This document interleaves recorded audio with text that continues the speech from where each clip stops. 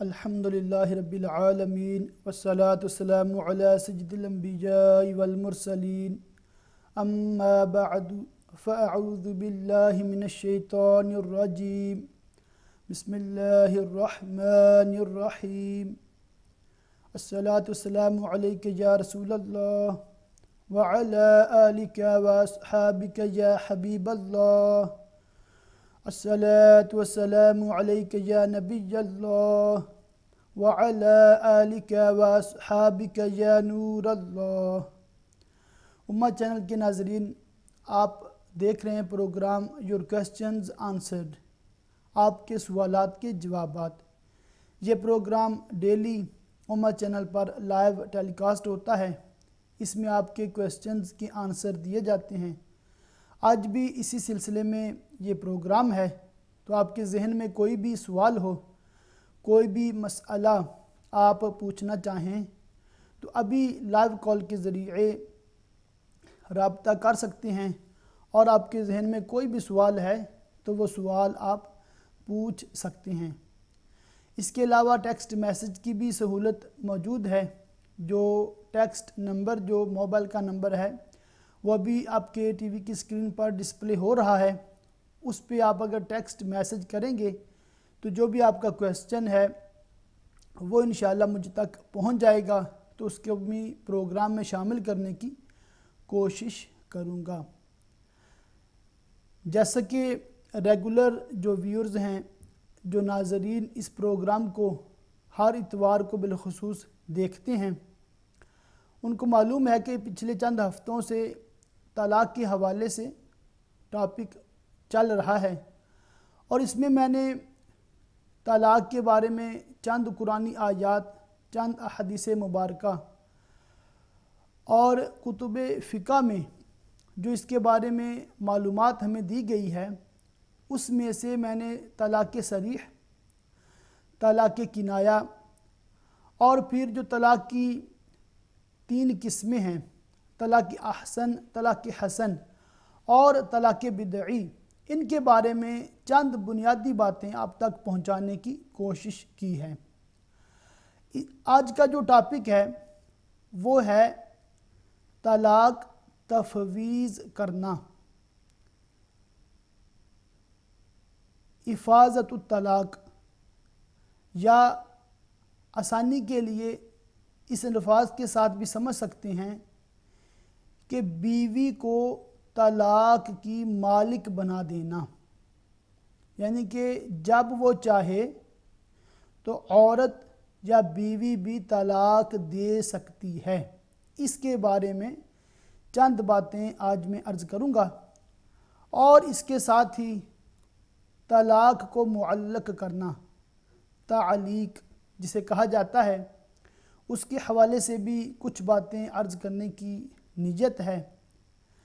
تو آج کا ٹاپک بھی انتہائی اہم اور تھوڑا پیچیدہ بھی ہے کہ ہر بندہ اس کو آسانی کے ساتھ سمجھ نہیں سکتا، مگر یہ ایسا معاملہ ہے کہ بعض معاشروں میں، بعض لوگوں میں، یا کہہ لیں کہ بعض علاقوں میں اس طرح کے معاملات زیادہ ہوتے ہیں، اور لوگ غلطی سے یا غصے میں ایسے الفاظ بول دیتے ہیں اور پھر بعد میں پچھتاتے ہیں۔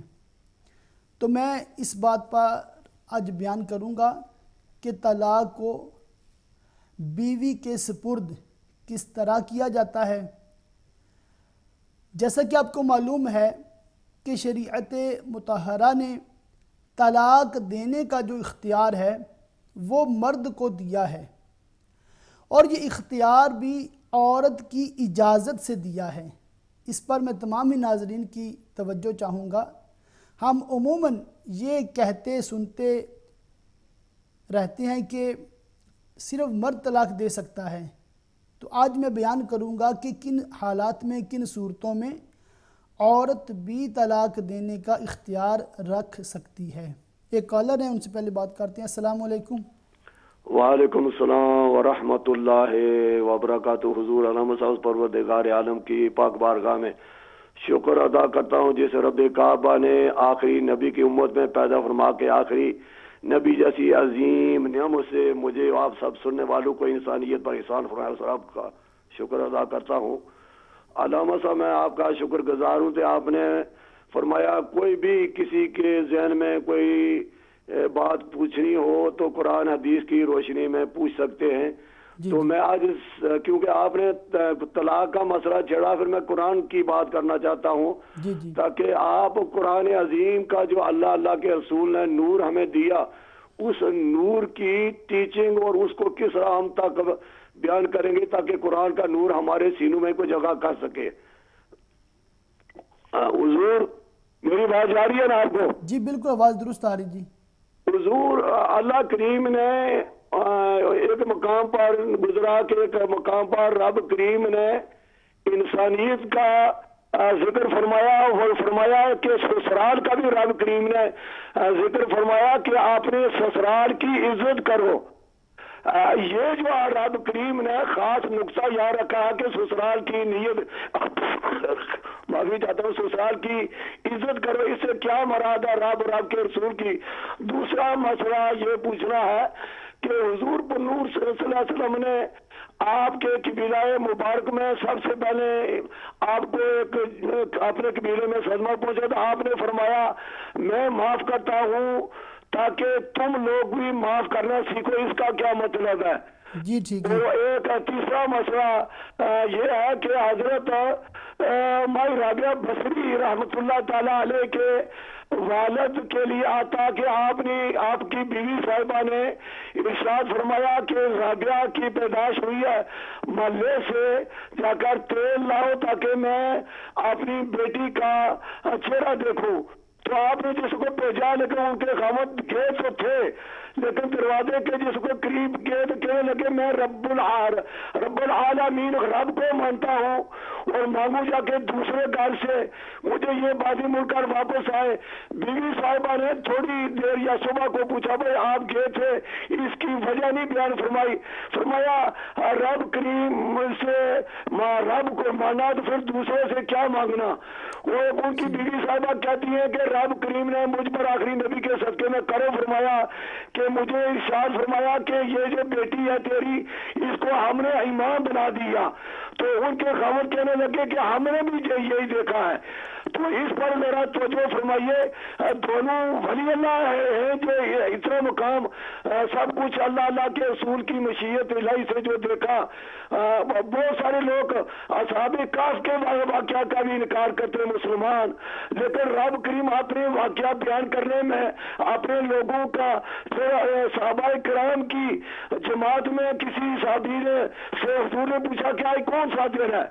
تو صحابی نے فرمایا یعنی اللہ کا رسول بہتر جانے۔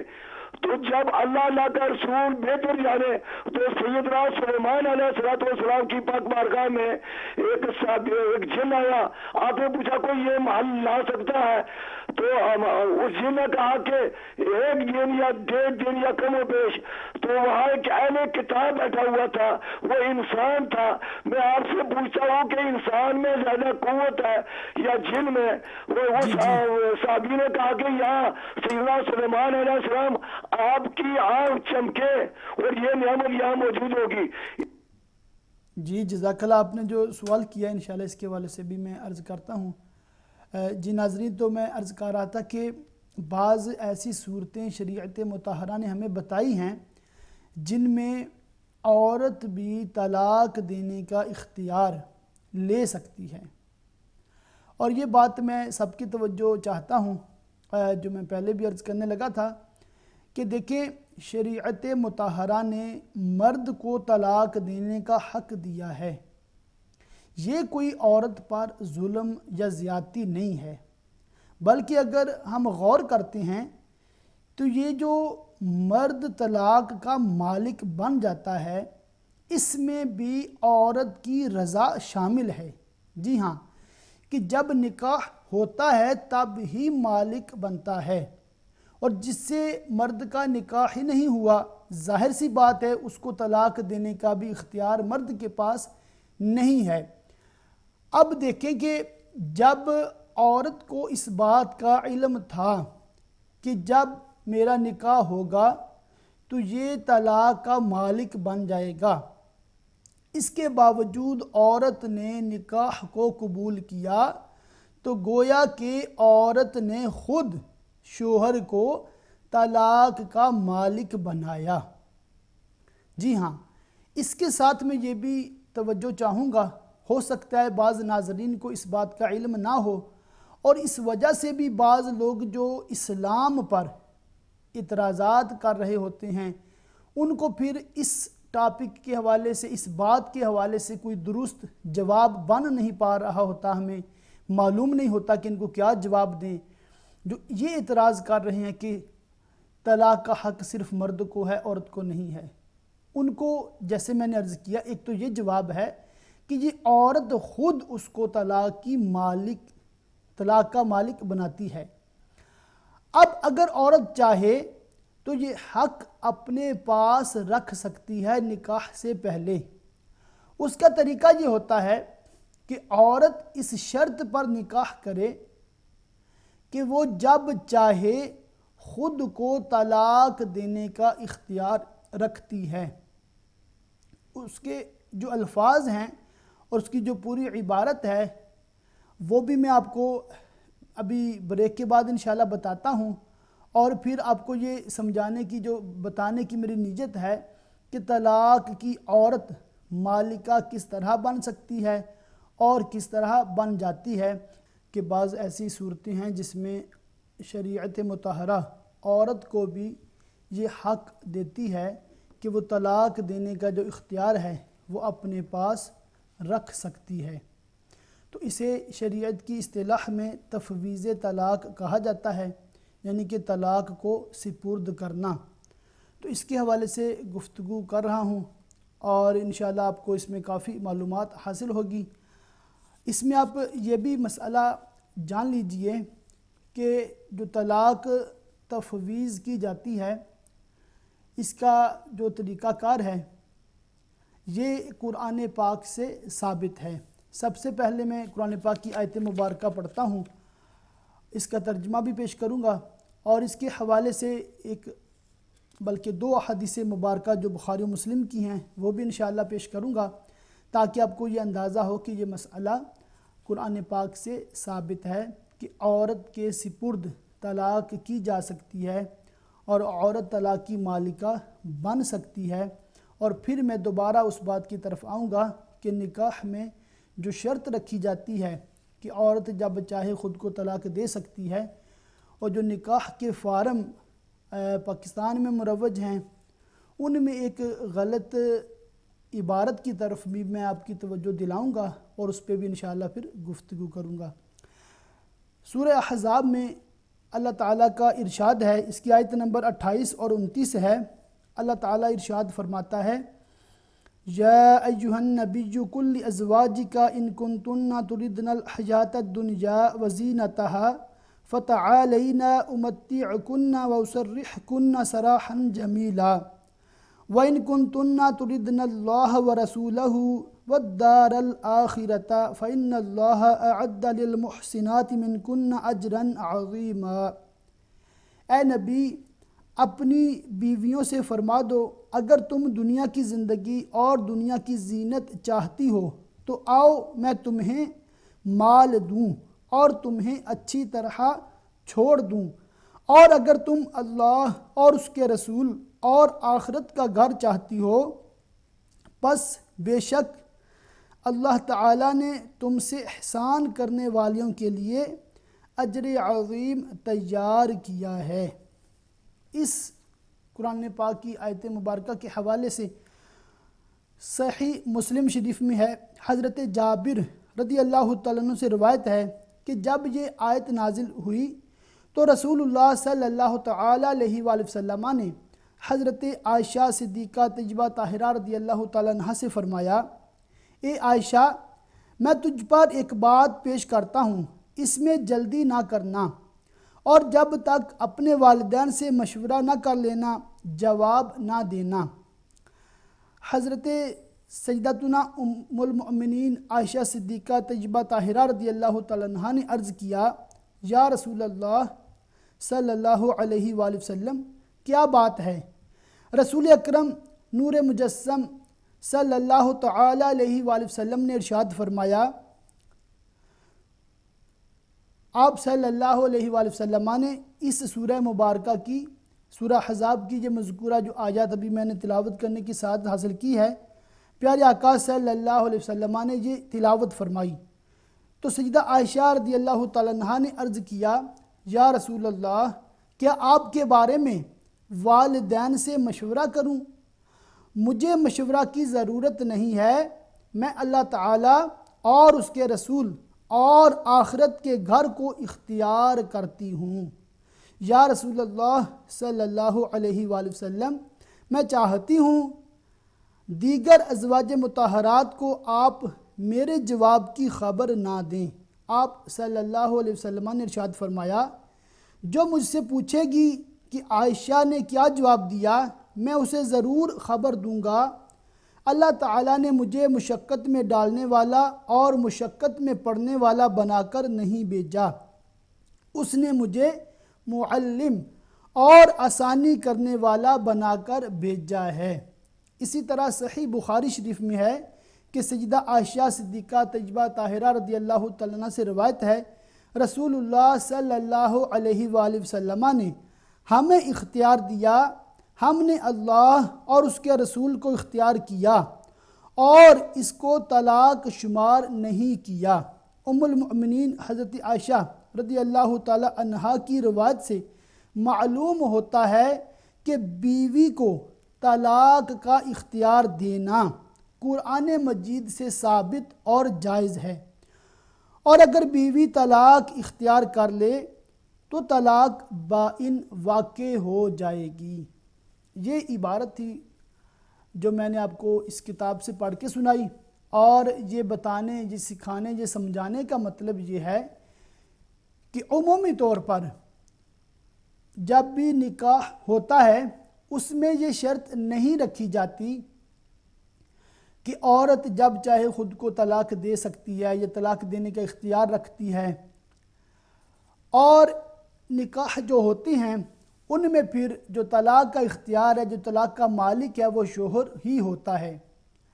یہ جو عام رواج ہے، جو عام طور پر نکاح اسی طرح ہوتے ہیں، اس وجہ سے بعض لوگ جو اسلامی تعلیمات پر اعتراض کرتے ہیں ان کو اس بات کی معلومات نہیں ہے کہ شریعت عورت کو بھی یہ اختیار دیتی ہے کہ اگر عورت چاہے تو نکاح سے پہلے ہی یہ شرط رکھ لے اور اس شرط پر نکاح کر سکتی ہے۔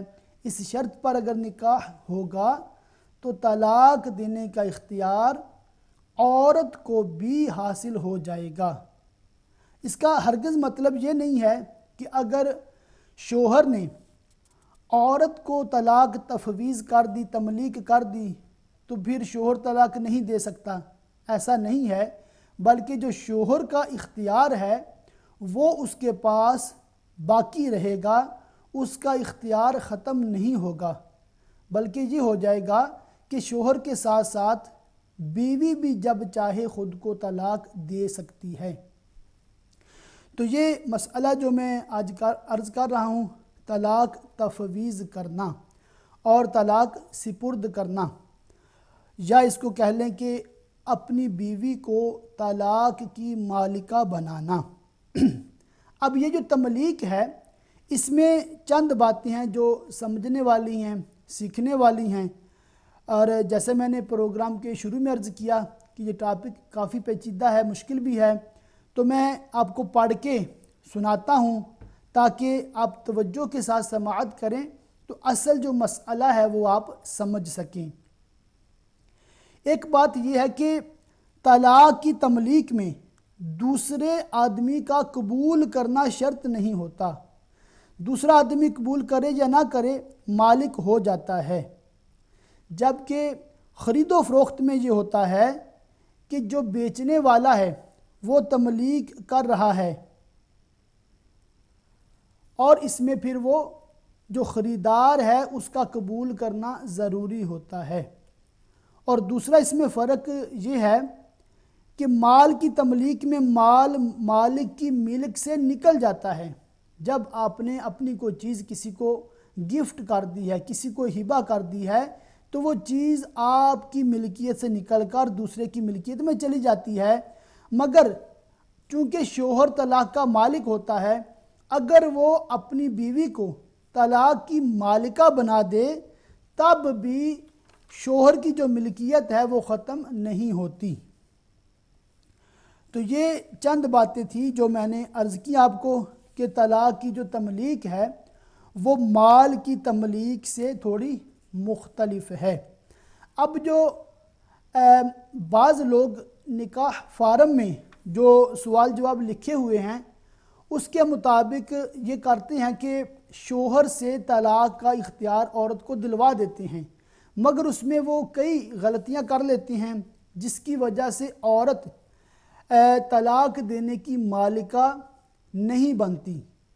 تو یہ میں اس پہ بھی انشاءاللہ بھی گفتگو کرتا ہوں، تو اس پہ انشاءاللہ آپ توجہ کریں گے تو کافی حد تک مسئلہ سمجھ آ جائے گا۔ جو نکاح کا فارم ہے اس کا کالم نمبر 18، اس کی پہلی لائن ہے، آیا شوہر نے طلاق کا حق بیوی کو تفویض کر دیا ہے؟ اور اس کی دوسری لائن ہے، اگر کر دیا ہے تو کون سی شرائط کے تحت؟ اب یہ جو فارم فل کیا جا رہا ہوتا ہے عموماً کیا ہوتا ہے کہ نکاح پڑھانے سے پہلے ہی جو نکاح خواں ہوتے ہیں، نکاح پڑھانے والے ہوتے ہیں۔ ایک اور کالر ہیں، السلام علیکم۔ ہلو جی السلام علیکم۔ جی وعلیکم السلام سر، کیسے ہیں مزاج ہیں جی؟ جی الحمدللہ، آپ سنائیں ٹھیک ہیں؟ جی میں فرید بات کر رہا ہوں جی لندن سے۔ جی جی میرا ایک کوشچن تھا جو مجھے ابھی تک صحیح پتہ نہیں چلا، ٹھیک ہے؟ جی جی کریں بات آپ۔ میں بس ڈرائیونگ کرتا ہوں تو اس کے دوران جو ہے نا میری نمازیں کچھ مس ہو جاتی ہیں۔ ٹھیک ہے۔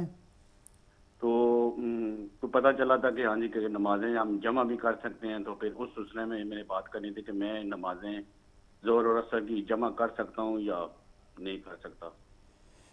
جمع کرنے سے کیا مراد ہے؟ یعنی کہ زور، کیونکہ میں جب ٹرپ میرا ہوتا ہے نا، ون ٹرپ میں اسٹارٹ کرتا ہوں، زور کی نماز پڑھی ہے، جی جی تو جب مڈل میں جو ہے نا عصر کی بھی نماز ہو جاتی ہے، اور دوسرے اینڈ پہ جب پہنچو تو مغرب کی نماز ہوتی ہے۔ ٹھیک ہے اس ٹھیک میں ہے جو ہے نا کچھ ڈرائیور جو ہمارے اسی طرح کنٹینیو کرتے ہیں، نمازیں جمع کر لیتے ہیں، زور اور عصر کی اور مغرب کی علیحدہ عشاء ایک ساتھ لیتے ہیں۔ ٹھیک ہے، میں اس پہ انشاءاللہ عرض کر دیتا ہوں۔ ٹھیک ہے، اور کوئی سوال؟ بڑی مہربانی۔ جی جزاک اللہ، آپ نے رابطے کے انشاءاللہ میں اس پہ عرض کرتا ہوں کہ ظہر اور عصر کس طرح اکٹھی صورتاً اکٹھی ہوں گی مگر حقیقتاً علیحدہ علیحدہ ہوں گی، تو کس طرح پڑھی جا سکتی ہیں اس پہ انشاءاللہ میں گفتگو کرتا ہوں۔ پہلے جو ٹاپک ہے اس پہ چند باتیں میں عرض کر دوں۔ تو میں عرض کر رہا تھا کہ جو نکاح کا فارم فل کیا جاتا ہے اس میں ایک غلطی تو یہ کرتے ہیں کہ نکاح ابھی ہوا ہی نہیں، پہلے ہی اس نکاح کے فارم کو بھر دیا جاتا ہے، اس میں لکھ دیا جاتا ہے۔ تو چونکہ ابھی تک شوہر جو طلاق کا مالک نہیں بنا ہوتا، تو اس لیے وہ طلاق تفویض یعنی طلاق کو سپرد کرنے کا بھی مالک نہیں ہے، اس کو ابھی اختیار نہیں ہے۔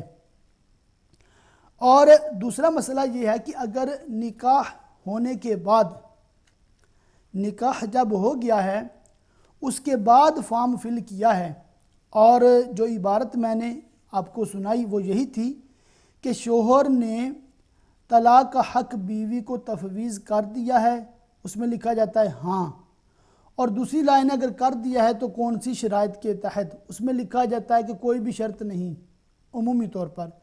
تو اس میں کیا ہوگا کہ اب یہ مسئلہ ہے کہ اس نے جو ہی فارم میں شوہر نے ہاں کہا یا لکھا شوہر نے، تو اس مجلس میں صرف اس جگہ بیٹھے بیٹھے عورت کو اختیار ہوگا کہ اگر وہ چاہے تو خود کو طلاق دے سکتی ہے۔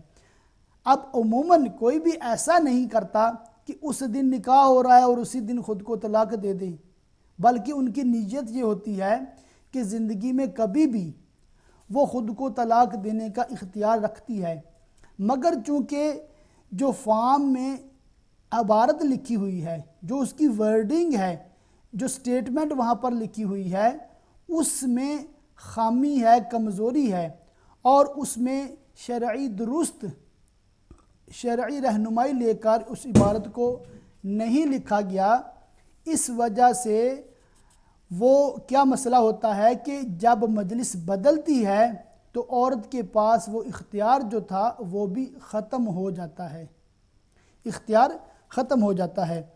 اور دوسرا اس میں یہ بھی مسئلہ ہوتا ہے کہ اس میں لفظ ہے طلاق، اور یہ لفظ طلاق ہے، یہ صریح طلاق کے لیے استعمال ہوتا ہے۔ اگر بالفرض یہ بھی سمجھ لیا جائے کہ عورت کو ہمیشہ ہمیشہ کے لیے طلاق کا حق ہے، یہ الفاظ اگر لکھ لیے جائیں تو اس کا بھی جو مقصد طلاق کا حق لینے کا تھا وہ مقصد حاصل نہیں ہوگا۔ مثال کے طور پر فارم میں لکھا ہے کہ کیا شوہر نے طلاق کا حق بیوی کو تفویض کر دیا ہے، اور اس کا جواب لکھا ہاں۔ اگر بالفرض یہ بھی لکھ دیا کہ شوہر نے طلاق کا حق بیوی کو ہمیشہ ہمیشہ کے لیے دیا، تو اس میں یہ ہے کہ طلاق کا لفظ جو صریح ہے، اس سے عورت کو طلاق رجعی کا حق حاصل ہوگا، اور جو ہی وہ اپنا حق استعمال کرے گی تو شوہر رجوع کر سکتا ہے۔ تو اس میں اس لحاظ سے بھی خامی ہے، اور یہ بھی ایک اس میں کمزوری ہے اس عبارت میں۔ اور اس کے علاوہ بھی جو باتیں اس فارم کے حوالے سے اور اس اختیار کے حوالے سے مختلف لوگوں میں مختلف انداز سے رائج ہیں اور اس میں مس انڈرسٹینڈنگز پائی جاتی ہیں، تو ان کے لیے تمامی لوگوں کے لیے یہ عرض ہے کہ اگر کوئی عورت یہ چاہتی ہے کہ نکاح سے پہلے اپنے پاس وہ طلاق کا اختیار رکھنا چاہتی ہے، تو اس کو جو نکاح کا فارم ہے اس کے علاوہ کوئی ایسی پیپر پر سٹیٹمنٹ لکھنی چاہیے، لکھوانی چاہیے، جس کے لکھنے یا لکھوانے سے عورت کو یہ اختیار حاصل ہو جائے کہ وہ زندگی میں جب چاہے طلاق دے سکتی ہے۔ اب وہ کون سی طلاق دے اور کون سی طلاق نہ دے، کیا وہ یہ اختیار لے یا نہ لے، اس پہ بھی گفتگو کرنی ہے۔ مگر سب سے پہلے جو مروج نکاح کا فارم ہے، بالخصوص پاکستان میں جو اردو میں چھپا ہوا ہے، اس کی عبارت کے حوالے سے تصحیح ایک بڑے مفتی صاحب ہیں انہوں نے کی ہے، ان کی عبارت میں پڑھ کے سناتا ہوں۔ انہوں نے یہ بتایا ہے کہ مروج نکاح فارموں کے کالم نمبر 18 کی سوالیہ عبارت کے جواب، سوالیہ عبارت کیا تھی؟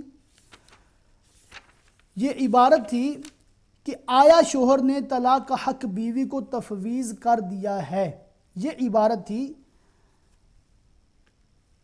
یہ عبارت کے جواب میں اگر تفویض طلاق میں شوہر دلہن کا مطالبہ تسلیم کرتا ہے تو شوہر سے یہ عبارت لکھوائیں یا دستخط کروائیں۔ پہلا ہے کہ ہاں شوہر اپنی منکوحہ فلانہ بنت فلاں کو طلاق بائن کا حق تفویض کرتا ہے، منکوحہ جب چاہے طلاق بائن لے سکتی ہے۔ تو یہ دیکھیں کہ کتنا اس میں ڈیفرنس آ گیا۔ پہلے صرف عبارت یہ تھی آیا شوہر نے طلاق کا حق بیوی کو تفویض کر دیا ہے، وہ جو عبارت ہے اس میں ہاں کہنے سے صرف عورت کو اس مجلس میں اس جگہ پر اختیار تھا کہ اگر وہ چاہے تو طلاق دے سکتی ہے، جب وہ مجلس بدلے گی تو اختیار بھی ختم ہو جائے گا۔ اب جو مفتی صاحب نے سٹیٹمنٹ لکھی ہے، جو تحریر کی ہے، اس میں یہ ہے کہ یہ عبارت اس طرح ہونی چاہیے۔ اب آپ دوبارہ سن لیں، ہاں شوہر اپنی منکوحہ فلانہ بنت فلاں کو طلاق بائن کا حق تفویض کرتا ہے، منکوحہ جب چاہے طلاق بائن لے سکتی ہے۔ یہ جو سٹیٹمنٹ ہے یہ تب ہے کہ نکاح ہو چکا ہے، اس کے بعد اگر فارم فل کیا جا رہا ہے تو اس میں یہ شوہر اپنی مرضی سے یہ طلاق کی جو ملکیت ہے وہ عورت کے سپرد کر سکتا ہے۔ اور اگر تفویض مشروط ہو تو یوں عبارت ہونی چاہیے، ہاں نان و نفقہ نہ دینے یا مار پٹائی کی حالت کے بعد شوہر اپنی منکوحہ فلانہ بنت فلاں کو طلاق بائن کا حق تفویض کرتا ہے۔ منکوحہ عدمی ادائیگی نان و نفقہ یا مار پٹائی کی حالت کے بعد جب چاہے طلاق بائن حاصل کر سکتی ہے۔ اب آپ غور کریں ناظرین کہ اس میں جو سٹیٹمنٹس میں جو ڈیفرنس آ رہا ہے کہ جو نکاح فارم کی عبارت ہے اس میں یہ نہیں لکھا ہوا کہ جب چاہے عورت طلاق بائن دینے کا اختیار رکھتی ہے۔ وہ ایک خامی ہے، کمزوری ہے، جس کی وجہ سے عورت کو ہمیشہ کے لیے یہ اختیار حاصل نہیں ہوتا۔ تو مزید مفتی صاحب نے یہ بھی رہنمائی فرمائی کہ جو طلاق کا حق عورت اپنے پاس رکھتی ہے وہ طلاق رجعی کا حق نہ لے، کیونکہ طلاق رجعی کی صورت میں جب عورت خود کو طلاق دے گی تو شوہر رجوع کر لے گا تو طلاق نہیں ہوگی، بلکہ عورت طلاق بائن کا حق لے۔ طلاق بائن میں یہ ہوتا ہے کہ جب طلاق بائن دی یا لی جاتی ہے اس میں عورت فوراً نکاح سے نکل جاتی ہے۔ اب مسئلہ جو پہلے میں نے شروع کے دو پروگرامز میں ڈسکس کیا تھا وہ یہ تھا کہ جب طلاق دینی ہو تو طلاق احسن یہ ہے کہ شوہر بیوی کو ایک طلاق رجعی دے اور اس کو پھر چھوڑ دے یہاں تک کہ اس کی عدت گزر جائے۔ اب عدت کے دوران شوہر رجوع کر سکتا ہے، اور جب عدت گزر گئی ہے تو عورت اگر چاہے تو اس شوہر کے ساتھ دوبارہ نکاح کر سکتی ہے۔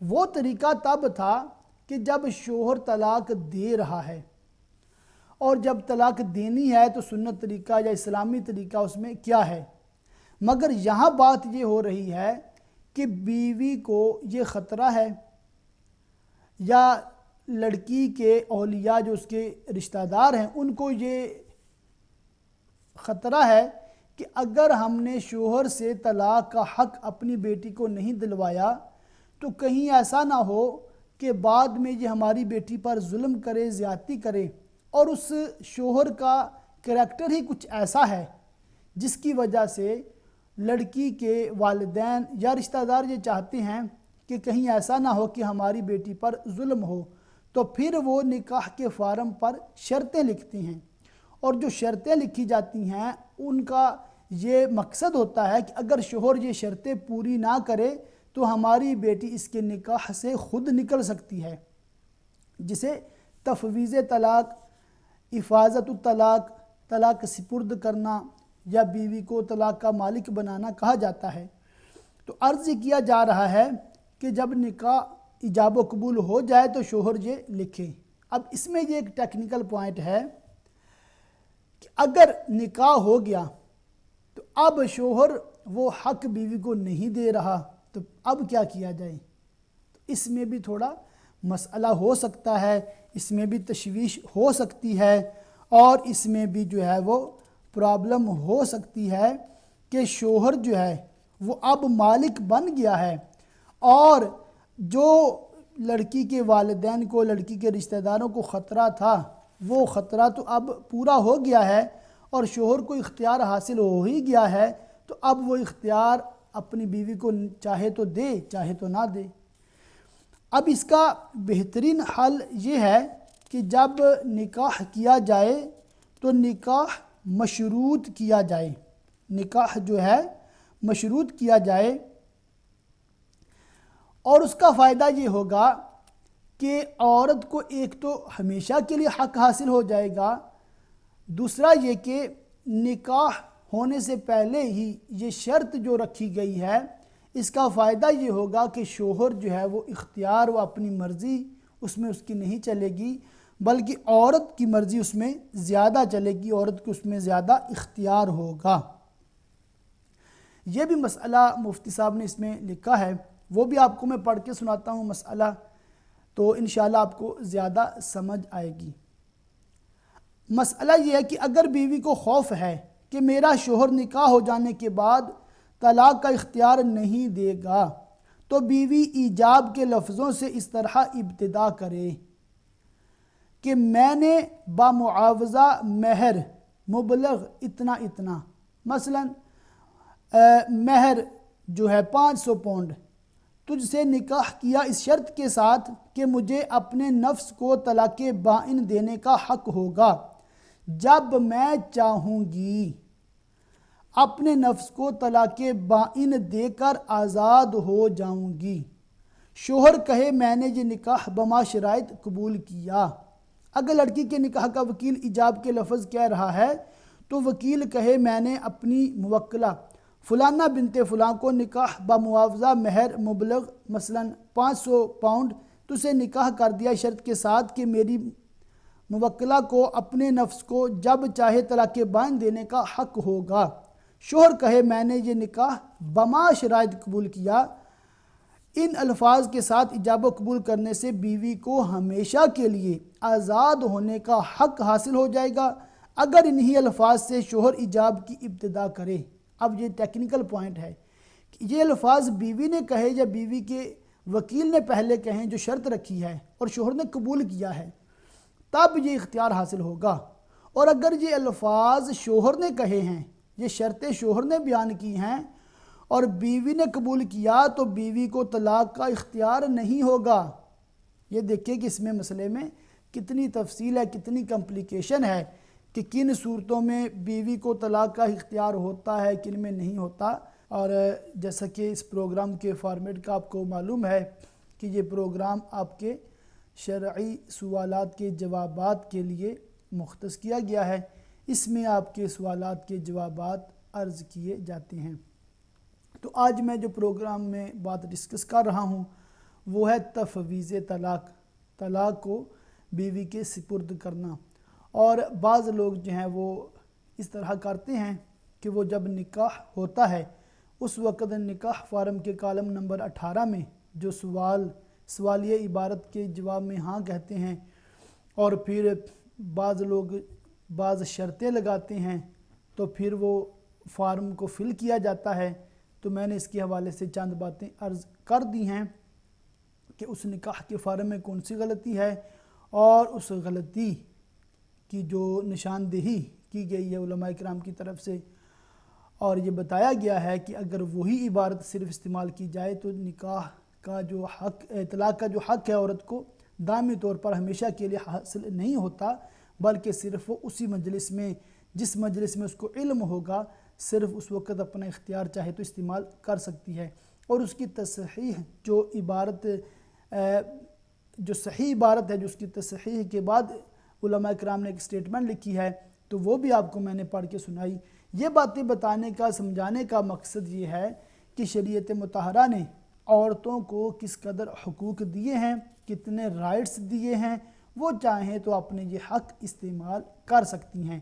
اور یہ بھی مقصد ہے کہ جو لوگ خواہ اسلام پر اعتراضات کرتے ہیں ان کے اعتراضات کے جوابات بھی ہیں۔ الحمدللہ اسلام نے عورتوں کو بہت حقوق دیے ہیں اور مردوں کو بھی بہت حقوق دیے ہیں، اور دونوں کے حقوق کا اسلام نے ایک دوسرے کو پابند کیا ہے، اور شریعت مطہرہ نے ہر ایک کے حقوق متعین کیے ہیں۔ اللہ تعالی ہمیں ان پر عمل کی توفیق عطا فرمائے۔ اب آخر میں ایک مسئلہ تفویض کے حوالے سے یہ بھی سن لیں کہ اب شوہر نے بیوی کو تفویض کر دی ہے طلاق، اور اگر بیوی اس تفویض کی طلاق کو واپس کرنا چاہے تو واپس کر سکتی ہے۔ اس کا کیا طریقہ ہوگا اور اس کے بارے میں کیا ہمیں معلومات دی گئی ہے تو وہ میں عرض کرتا ہوں کہ بالفرض شوہر بیوی کو دیے گئے دائمی یا موقت اختیار کو ختم کرانا چاہتا ہے، یا بیوی یہ اختیار اپنا ختم کرنا چاہتی ہے، تو اسے چاہیے بیوی سے ایک مرتبہ کہلوائے کہ میں شوہر کو اختیار کرتی ہوں، طلاق نہیں چاہتی، تو اس کے بعد بیوی کو اپنے نفس کو طلاق دینے کا اختیار باقی نہیں رہے گا۔ ایک عبارت میں آپ کو پڑھ کے سناتا ہوں، اس میں یہ ہے کہ ترجمہ اس طرح ہے: اگر بیوی نے کہا میں نے اپنے زوج کو اختیار کیا یا اس نے کہا میں طلاق اختیار نہیں کرتی، تو کتب فقہ میں بعض جگہوں میں یہ مذکور ہے کہ امام ابو حنیفہ اور امام محمد رحمہم اللہ کے قول پر سارے وقتوں میں طلاق کا امر بیوی کے ہاتھ سے نکل جائے گا، حتیٰ کہ اس کے بعد اپنے نفس کو اختیار کرنے کی مالکہ نہیں رہے گی اگرچہ وقت باقی ہو۔ تو اگر بیوی یہ کہہ دے کہ جو شوہر نے مجھے طلاق کا مالک بنایا ہے میں یہ اختیار واپس کرتی ہوں، تو وہ پھر شوہر جو ہے وہ اس کا دوبارہ سے مالک ہو جائے گا اور عورت پھر اس کو اختیار کو استعمال نہیں کر سکتی۔ غالباً ایک کالر ہیں، السلام علیکم۔ وعلیکم السلام۔ جی کیا سوال ہے آپ کو؟ جو یہ سبجیکٹ ہے جو آپ کا طلاق کے بارے میں بات کر رہے ہیں، جی جی میرے خیال میں تھوڑا کلیریفیکیشن مجھے چاہیے تھی، میں نے یا مس کیا میں نے یا سمجھ نہیں لگی مجھے۔ وہ دو میرے سوال ہیں۔ جی جی ایک تو یہ کہ شریعت میں جو جب طلاق طے ہو جائے وہ شریعت میں وہ جو ہوتی ہے نا جائیداد ہوتی ہے، جی جی اس کا عورت کا کیا حق ہے شریعت میں؟ ٹھیک ہے، جس عورت کو طلاق ہو گئی ہے اس کو پھر جائیداد میں حصہ ملے گا یا نہیں ملے گا؟ جائیداد کتنی مل سکتی ہے، اس کا کیا حق ہے؟ ٹھیک ہے، ساری 50-50 کرنی پڑتی ہے یا کہ کس طرح شریعت کیا کہتی ہے اس کے بارے میں، جدید کی عورت جو اس کا حق کتنا ہوگا؟ ٹھیک ہے، اور کچھ؟ اور دوسرا سوال یہ کہ جو بات کر رہے تھے نا اپنے شرطیں لگانے کا، جی جی وہ ویسے اس یو کے میں بھی یو کے میں جو نان مسلم بندے ہیں ان میں بھی ہوتی ہے، اچھا اچھا، وہ بھی لگاتے ہیں۔ ٹھیک ہے، اور اس کے بارے میں تھوڑا اور مزید بتا دیں، کیونکہ میرے خیال میں اگر واقعی وہ جو کانٹریکٹ ہوتا ہے وہ لکھا جائے نا، وہ دونوں سائڈ کو لڑکا اور لڑکی یا میاں یا بیوی دونوں کے وہ جو ہوتے ہیں وہ رائٹس جو ہوتے ہیں وہ طے ہو جاتے ہیں نا، جی جی ان کو پتہ ہوتا ہے کہ خدا نخواستہ اگر ایسا معاملہ پڑے تو کیا ہوگا۔ ٹھیک ہے، انشاءاللہ میں عرض اس کرتا کے ہوں۔ بارے میں اس کا مفہوم یا اس کی تھوڑی ڈیٹیل جو بہتر سمجھتے ہیں اس کے بارے میں جی میں ضرور عرض کرتا ہوں۔ مہربانی۔ السلام علیکم۔ جزاک اللہ خیرہ، وعلیکم السلام۔ تو ناظرین آپ نے سوالات سنے اپنے اس بھائی کے، تو انشاءاللہ ان کے جوابات کی طرف میں آتا ہوں۔ جو پہلے سے مجھے سوالات موصول ہوئے ان کے جوابات میں ابھی عرض کرنا شروع کر دیتا ہوں۔ اور جو طلاق کی تفویض ہے اس کے حوالے سے ٹاپک الحمدللہ مکمل ہوا ہے، اور چند باتیں ہی میں نے عرض کی ہیں، ساری باتیں وہ کتب فقہ سے آپ، جیسے میں نے پہلے بھی عرض کیا تھا کہ بہار شریعت اردو میں فقہ حنفی کا ایک بہت بڑا انسائکلوپیڈیا ہے، اس کو اپنے گھر میں ضرور رکھیں۔ اور آج کا جو ٹاپک ہے بلکہ انشاءاللہ نیکسٹ ویک بھی بہار شریعت سے ہی طلاق کے حوالے سے سلسلہ بسلسلہ پروگرام جاری ہے۔ احمد خان صاحب نے یہ سوال کیا تھا کہ قرآن پاک میں احادیث مبارکہ میں سسرال کی عزت کے حوالے سے بھی ہے، اور معاف کر دینا یہ پیارے آقا صلی اللہ علیہ وسلم کی سنت مبارکہ ہے، اور حضرت رابعہ بصری رحمۃ اللہ تعالی علیہ جو کہ ایک نیک ولیجہ گزری ہیں، ان کی پیدائش کے حوالے سے ہے کہ ان کے گھر میں چراغ بھی نہیں تھا، اور اس طرح کی باتیں احمد خان صاحب نے جو ارشاد فرمائی ان کی باتیں ساری درست تھیں، اور انہوں نے جو قرآن و حدیث سے یا کتب اولیاء سے جو باتیں بیان کی ہیں ان سب باتوں کی میں تصدیق کرتا ہوں، اور ان کے کال کرنے کا الحمدللہ یہ بھی مقصد ہوتا ہے کہ وہ معلومات سارے ناظرین کو پہنچانا چاہتے ہوتے ہیں۔ اللہ تعالیٰ ان کو جزائے خیر عطا فرمائے۔ اور یہ سوال ایک بھائی نے کیا تھا کہ وہ شاید بس ڈرائیور ہیں اور کہتے ہیں کہ وہ بعض اوقات ایسا کرتے ہیں کہ ظہر اور عصر کی نماز اکٹھی پڑھ لیتے ہیں کیونکہ ان کے پاس پھر ٹائم نہیں ہوتا، اور یہ بھی پوچھ رہے تھے کہ مغرب اور عشاء کی نماز کس طرح اکٹھی پڑھی جا سکتی ہے۔ تو یہ سوال واقعی بہت امپورٹنٹ ہے، بالخصوص ٹیکسی ڈرائیورز کے لیے، بس ڈرائیورز کے لیے، اور ایسے لوگوں کے لیے جن کے پاس ٹائم کی قلت ہوتی ہے، اور سفر کے دوران بالخصوص ہر مسافر کے لیے یہ مسئلہ کافی اہم ہے کہ اگر انہوں نے ظہر کے وقت سفر شروع کیا ہے تو اب عشاء کی نماز کے وقت میں انہوں نے منزل پر پہنچنا ہے، تو اگر وہ ظہر کے لیے رکتے ہیں، پھر عصر کے لیے رکتے ہیں، پھر مغرب کے لیے رکتے ہیں، تو تھوڑی دشواری اس میں ہو سکتی ہے۔ تو اگر وہ ایسا کریں ظہر اور عصر کو اکٹھی کر لیں، اور اکٹھی کرنے کا جو طریقہ ہمیں فقہ حنفی میں ملتا ہے وہ بھی انشاءاللہ میں عرض کرتا ہوں، تو اس کا یہ فائدہ ہوگا کہ ان کو زیادہ سٹاپس نہیں کرنے پڑیں گے۔ ایک سہولت ہے جو شریعت نے دی ہے، تو یہ آپ کو انشاءاللہ میں عرض کر دیتا ہوں۔ تو اس کا مسئلہ یہ ہے کہ ظہر کی نماز جو ہے اس کے آخر وقت میں ادا کی جائے۔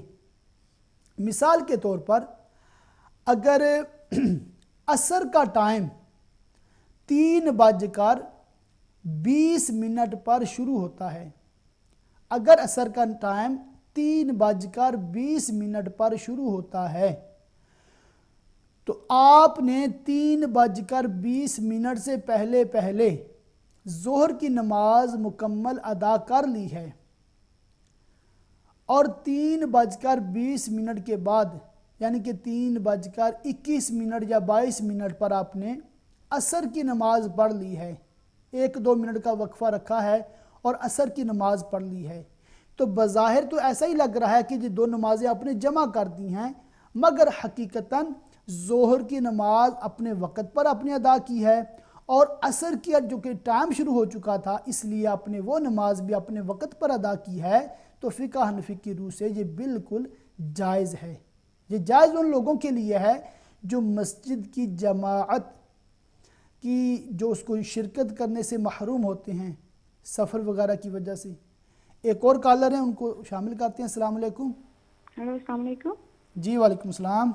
مجھے آپ سے کویشچن کرنا تھا کہ اگر خاوند بیوی کو 3 دفعہ طلاق کہہ دے تو اسے طلاق ہو جاتی ہے؟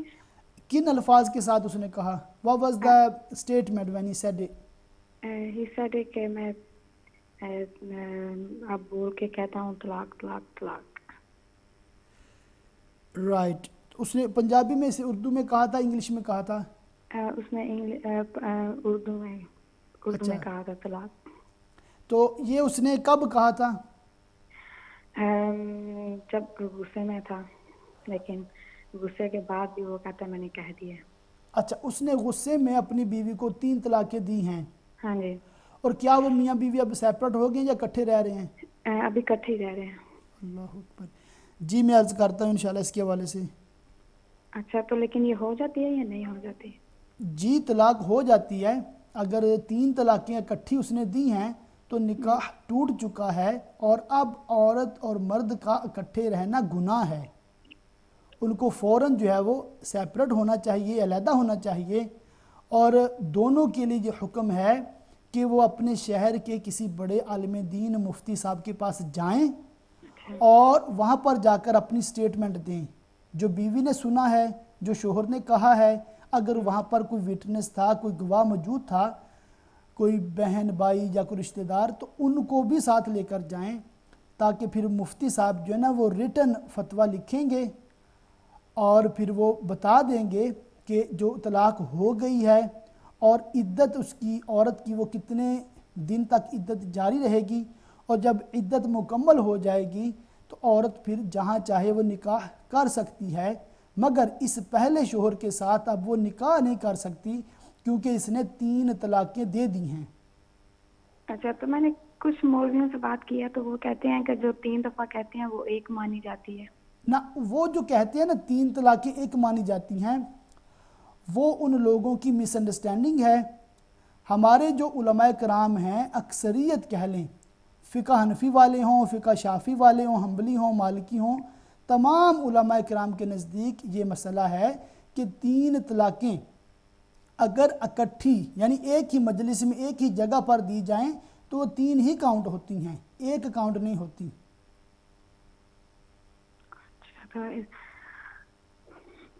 کہ اس کا لیکن اگر میاں بھی بعد میں اکٹھا رہنا چاہیں تو کوئی اس کا فکرانہ کوئی جی بہن، میں نے عرض کیا کہ ابھی ٹی وی پروگرام پر ساری باتیں وہ لائیو آپ کو میں نہیں ایکسپلین کر سکتا، تو آپ یہ کریں کہ اپنے شہر کے کسی عالم دین سے رابطہ فرمائیں، تو انشاءاللہ جو آپ کو ریٹن سٹیٹمنٹ فتویٰ لکھ دیں گے اور آپ کو ایکسپلین کر دیں گے کہ اگر میاں بیوی دوبارہ اکٹھا ہونا چاہتے ہیں تو اس کا کیا پروسیجر ہے۔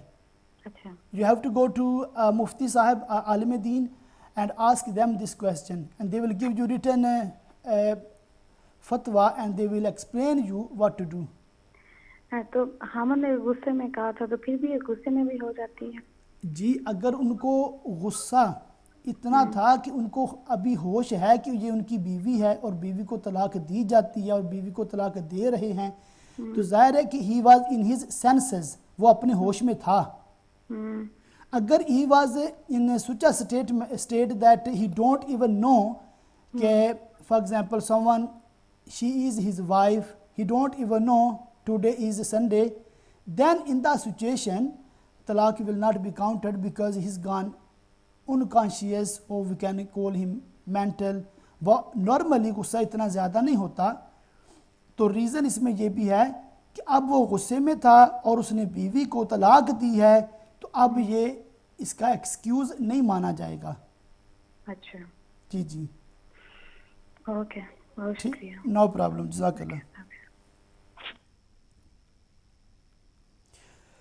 جی ناظرین، آپ کے سوالات کے جوابات میں عرض کر رہا تھا اور سسٹر نے جو سوال کیا غالباً یہ کسی کے لیے پوچھ رہی تھی کہ 3 طلاقیں اگر اکٹھی دے دی جائیں تو کیا مسئلہ ہوتا ہے. تو کیونکہ یہ امپورٹنٹ تھا، ویری مطلب سینسٹیو ایشو تھا، تو اس لیے میں نے سسٹر کو لائیو کویشچن آنسر کے ذریعے ایکسپلین کرنے کی کوشش کی ہے.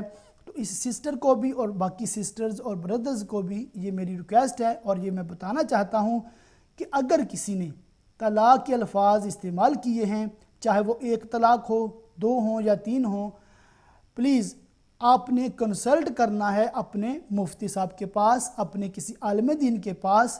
صرف ٹیلی فونک کویشچن آنسر کے ذریعے مسئلہ حل نہیں ہو پاتا اور ٹی وی پر آ کر لائیو جو ہے وہ اس طرح بات آپ کو ایکسپلین بھی نہیں کی جا سکتی. تو آپ کے لیے سب کے لیے یہی عرض ہے کہ اگر کسی کے گھر میں کسی کے ساتھ ایسا معاملہ ہو جائے تو کسی عالم دین کو ان پرسن آپ ان کو جا کر ملیں، ان سے بیٹھ کر بات کریں اور پھر مفتی صاحب جو ہیں وہ آپ کی سٹیٹمنٹس لیں گے، وٹنس اگر وہاں پر ہیں تو ان کی سٹیٹمنٹس لیں گے، تو پھر وہ ڈیسائیڈ کریں گے. کیونکہ یہ بہت بڑا مسئلہ ہوتا ہے کہ ایک نکاح کو ٹوٹ جانا، اور پھر اس میں یہ ہوتا ہے کہ شوہر بھی دوسری شادی کرتا ہے یا بیوی بھی دوسری شادی کرتی ہے. تو اگر پہلے شوہر کا نکاح ابھی باقی ہے تو عورت کے لیے دوسرا نکاح ہی جائز نہیں ہے. اس طرح کافی یہ کمپلیکیشن ہوتی ہے. اور پھر اس میں اسلامی لحاظ سے اگر دیکھا جائے تو وراثت کے بھی کئی طرح کے مسائل پیدا ہو جاتے ہیں، بچوں کی لک آفٹر کے مسائل ہوتے ہیں. تو اس لیے آپ اپنے کسی عالم دین سے رجوع کریں. ایک اور کالر ہیں. السلام علیکم. وعلیکم السلام ورحمۃ اللہ وبرکاتہ. علامہ صاحب اللہ رب العزت آپ کو درازی عمر بخیر عطا کرے. جی آمین. اور آپ کا کہنا اور ہمارا سننا قبول کرے. جی آمین. علامہ صاحب جو آپ نے آج جو طلاق کے بارے میں، جو عورت کو طلاق کا حق اختیار کے بارے میں بیان فرمایا ہے، تو میرے لیے تو یہ بہت ہی نئی مطلب باتیں سننے کو ملی ہیں. اور یہ تو پتہ تھا کہ طلاق کا مطلب اختیار عورت کو مطلب دیا جاتا ہے، لیکن جو آج آپ نے قرآن کا بھی مطلب ریفرنس دیا اور مطلب حدیث پاک کا بھی ریفرنس دیا ہے، تو یہ میرے لیے بالکل نیا تھا. تو مطلب برائے مہربانی آپ اس کی مطلب جی دوبارہ وضاحت فرمائیے گا کہ مطلب جی قرآن کا ریفرنس جو آیت نمبر کے ساتھ بھی بیان کیجیے گا اور جو حدیث پاک کا ریفرنس بھی مطلب جی بیان کر دیجیے گا. جی اور کیونکہ ہم تو ہمیشہ سے سننے میں آیا ہے کہ قرآن پاک میں ہے کہ طلاق کی گرہ مرد کے ہاتھ میں ہے، اور میرے خیال میں تو یہ بہت اچھا اللہ رب العزت کا فیصلہ تھا. کیونکہ اگر طلاق کی گرہ مرد کے ہاتھ میں ہے اور مرد کو ہمارے معاشرے میں بھی اور جی شریعت میں بھی برتری حاصل ہوئی ہے، مطلب جی اعصاب کا کنٹرول ہے اور ضبط زیادہ ہے عورت کے مقابلے میں. عورت تو ہمیشہ سے وہ اس کو مطلب جی جذباتی قرار دیا گیا ہے. تو آج کل کے ہم معاشرے میں دیکھتے ہیں کہ جو مرد اتنے مضبوط اعصاب کا مالک ہے تو گھر گھر مطلب جی طلاق کا ریشو ہے. اور اگر یہ اختیار عورت دے دیا جائے تو پھر تو نعوذ باللہ 100% طلاق کا مطلب ہو جائے گا معاشرے میں. انٹرپٹ کروں گا یہاں پر. جی ہاں دیکھیے آپ نے بہت اچھی بات بتائی ہے کہ شریعت نے اسی لیے مرد کو حق دیا کہ اس میں جو ہے نا وہ اس کا کنٹرول، اس کا ضبط زیادہ ہوتا ہے. جی ہاں. مگر یہ بات بھی حقیقت ہے کہ بعض عورتوں کو مرد سے زیادہ ضبط ہوتا ہے اور بعض مرد ایسے جذباتی ہوتے ہیں، ایسے غصیلے ہوتے ہیں کہ ان کو چھوٹی چھوٹی بات پہ غصے آ رہے ہوتے ہیں. لیکن وہ بہت کم ہے ریشو. عورت جی زیادہ جذباتی ہوتی ہے. اور یہ پہلے بھی جب ہمارے جیسے آپ نے فارم کا ذکر کیا، اب میں اس پہ آپ کی توجہ دلاؤں گی کہ یہ فارم جو بنانے والے آخر کون ہیں، کیا جو فارم بنانے والے مفتیان کرام اور مطلب جی علماء کرام سے مطلب جی رابطہ نہیں کرتے؟ اگر اس طرح کی بات ہے تو علماء کرام کو بھی اس پہ جی آواز اٹھانی چاہیے اور اس کو ٹھیک کرنا چاہیے کہ فارم کو بھی ٹھیک کرنا چاہیے. اور بلکہ وہ فارم جیسے بھی ہے بلکہ بہتر یہ ہے کہ جیسے آپ نے بتایا کہ اور ابھی تک یہی سمجھا تھا کہ اسی جی محفل میں عورت کو اختیار ہوتا ہے بعد میں نہیں ہوتا, تو بلکہ یہ اچھا ہی بات تھا. اور سم ٹائم کہتے ہیں نا کہ little knowledge is a dangerous thing, تو وہ اچھی چیز تھی کہ وہ اتنا تھا. لیکن میری اپنی پرسنل رائے یہ ہے کہ جو میں لوگوں کو دیکھتی ہوں اور جو آج کل دیکھیں اگر جیسے کہ فقہی مطلب مسائل کے پروگرام میں دیکھا جائے تو اگر 20 کوشچن آتے ہیں تو 10 طلاق کے بارے میں یہ اور اگر یہ عورت کو بھی اختیار دے دیا جائے تو پھر تو انا للہ و انا الیہ راجعون, پھر تو بالکل ہی معاشرہ. تو اس لیے میں چاہتی ہوں کہ علماء کرام بے شک شریعت کی مطلب بتائیں جیسے آپ نے بتایا, اللہ اور مطلب جی رسول کا حکم آپ کو جی بتانے کا اختیار ہے, حق ہے, آپ کا منصب ہے, لیکن وہ اس چیز کو انکریج نہ کریں. کیونکہ کوئی بھی والدین, میں تو ہمیشہ والدین کو کہتی ہوں کہ ٹھیک ہے بعد میں جیسے خلق کے اختیار تو مطلب پھر بھی ہے نا قرآن میں, تو وہ جی بہتر ہے, اس میں زیادہ سمجھنے کا سوچنے کا موقع مل جاتا ہے. لیکن یہ میری اپنی ناقص رائے یہ ہے ایز اے مدر, اور میں اسی معاشرے میں رہتی ہوں, اور اس کو عورت کو اختیار بالکل 1% بھی نہیں ہونا چاہیے. ہاں بعد میں جو مطلب خلا ہے وہ جو اور جی طریقہ کار ہے جو کہ عام جی چل رہا ہے رائج ہے وہ جی سب سے بہتر ہے. اور برائے مہربانی جو آپ نے جو دو جی مطلب حدیثوں کا ریفرنس دیا اور جو قرآن پاک کا ریفرنس دیا ہے مجھے اس کے ساتھ دیجیے گا کہ میں بھی ذرا اس پہ تھوڑی سی ریسرچ کر لوں. جی انشاءاللہ میں عرض کرتا ہوں. ٹھیک ہے, جزاک اللہ بہت اچھا سوال کیا. آپ سے جی درخواست ہے کہ ہم سب کے خاتمہ بالایمان اور بے حساب مغفرت کی دعا فرما دیں, اور بالخصوص میرے والدین کی بے حساب مغفرت کی دعا فرما دیں. جی جزاک اللہ خیر. السلام علیکم ورحمۃ اللہ وبرکاتہ. وعلیکم السلام ورحمۃ اللہ وبرکاتہ. تو سسٹر آپ نے جو ریفرنس پوچھا وہ بھی آپ کو میں عرض کر دیتا ہوں. پارہ نمبر 21 ہے سورۃ الاحزاب. سورہ احزاب جو ہے وہ ترتیب کے لحاظ سے 33ویں سورت ہے, 33 چیپٹر ہے قرآن پاک کا, اور اس کی آیت مبارکہ 28 اور 29. سورہ احزاب جو کہ 21ویں پارے میں ہے, اس کی آیت نمبر 28 اور 29 اگر آپ اس کا ترجمہ اور تفسیر دیکھیں گی تو انشاءاللہ آپ کو یہ مسئلہ وہاں سے مل جائے گا. اور جو بخاری اور مسلم کی جو احادیث کے جو ریفرنس ہیں وہ بھی انشاءاللہ اس کو تفسیر سے آپ کو مل جائیں گے. تو جزاک اللہ خیر, آپ نے رابطہ کیا.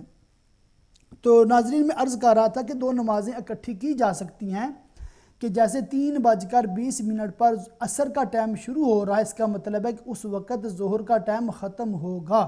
تو اگر اس سے پہلے آپ نے نماز ادا کر لی ہے اور اس وجہ سے کی ہے کہ آپ جماعت میں حاضر نہیں ہو سکتے کیونکہ آپ سفر کر رہے ہیں, یا آپ کو جلدی ہے, یا کوئی اپوائنٹمنٹ ہے, یا ایسی کوئی مجبوری ہے, یا آپ ویسے ہی بیمار ہیں اور گھر پہ ہیں اور بار بار وضو کرنے میں آپ کو دشواری ہے, تو شریعت نے آپ کو اجازت دی ہے کہ آپ 2 نمازوں کو اس طرح جمع کر لیں کہ پہلی نماز کو آخری وقت میں ادا کریں اور پھر 1-2 منٹ کا وقفہ دے کر جب ٹائم شروع ہو جائے تو اگلی نماز اس کے اول وقت میں ادا کر لیں. اس طرح جو ہمارے بس ڈرائیور بھائی ہیں یا ٹیکسی ڈرائیورز ہیں جو پوچھ رہے تھے سوال, تو وہ اس طرح 2 نمازیں اکٹھی کر سکتے ہیں. اسی طرح وہ مغرب اور عشاء کی نماز بھی اکٹھی کر سکتے ہیں. بعض لوگوں کو یہ مس انڈرسٹینڈنگ ہے, وہ جو سمجھتے ہیں کہ مغرب کا ٹائم بہت تھوڑا ہوتا ہے اور اس لیے وہ جلدی بھی کر رہے ہوتے ہیں, حالانکہ مغرب کا وقت اس وقت تک ہوتا ہے جب تک عشاء کا ٹائم شروع نہیں ہوتا. بعض اوقات تو یہ 1.5 گھنٹہ ہوتا ہے اور اکثر اوقات 1 گھنٹے سے زیادہ ہی ٹائم ہوتا ہے. تو یہ ٹائم آپ نوٹ فرما لیں کہ مغرب کا ٹائم اس وقت ختم ہوتا ہے جب عشاء کا ٹائم شروع ہوتا ہے. تو عشاء کے ٹائم شروع ہونے سے پہلے اگر آپ نے مغرب ادا کر لی ہے تو آپ کی وہ مغرب ادا ہے, قضا نہیں ہے. تو اس طرح آپ مغرب کو آخری وقت میں پڑھتے ہیں اور عشاء کو اول وقت میں پڑھتے ہیں تو یہ بھی پرمیسیبل ہے, جائز ہے. اور اس میں ایک یہ بھی صورت ہو سکتی ہے کہ آپ عشاء اور فجر کو اکٹھا کر سکتے ہیں کہ جب فجر کا ٹائم شروع ہوتا ہے اس وقت سحری کا ٹائم ختم ہو جاتا ہے اور اسی وقت عشاء کا ٹائم بھی ختم ہوتا ہے. اور بعض لوگ یہ سمجھتے ہیں کہ آدھی رات کے بعد عشاء پڑھیں تو مکروہ ہے, ایسا نہیں ہے. میں پہلے وضاحت کیے دوبارہ عرض کرتا ہوں کہ جماعت کے ساتھ مردوں کو نماز پڑھنا اس میں 27 گنا زیادہ ثواب ہے. اور اگر کوئی وجہ نہ ہو, کوئی وجہ شرعی نہ ہو, تو نماز با جماعت اس کا ترک کر دینا یہ گناہ کا کام ہے. جان بوجھ کر با جماعت نماز کو ترک کرنا یہ گناہ کا کام ہے بلا وجہ شرعی. ہاں اگر کوئی ریزن ہو جیسے سفر کر رہے ہیں یا کوئی بیماری ہے یا کوئی عذر ہے کام کی وجہ سے تو آپ اگر چاہیں تو ظہر کو آخری وقت میں پڑھیں اور عصر کو اول وقت میں پڑھ لیں، اور مغرب کو آخری وقت میں پڑھیں، عشاء کو اول وقت میں پڑھ لیں، یا آپ عشاء کو آخری وقت میں پڑھیں اور فجر کو بگننگ ٹائم پہ پڑھ لیں. تو اس طرح آپ ان نمازوں کو جمع کر سکتے ہیں. اب ظاہر فجر اور ظہر کو تو جمع نہیں کر سکتے کیونکہ فجر کا ٹائم ختم ہوگا جب سن رائز ہوگا اور ظہر کا ٹائم شروع ہوتا ہے جب مڈ ڈے ہوتا ہے.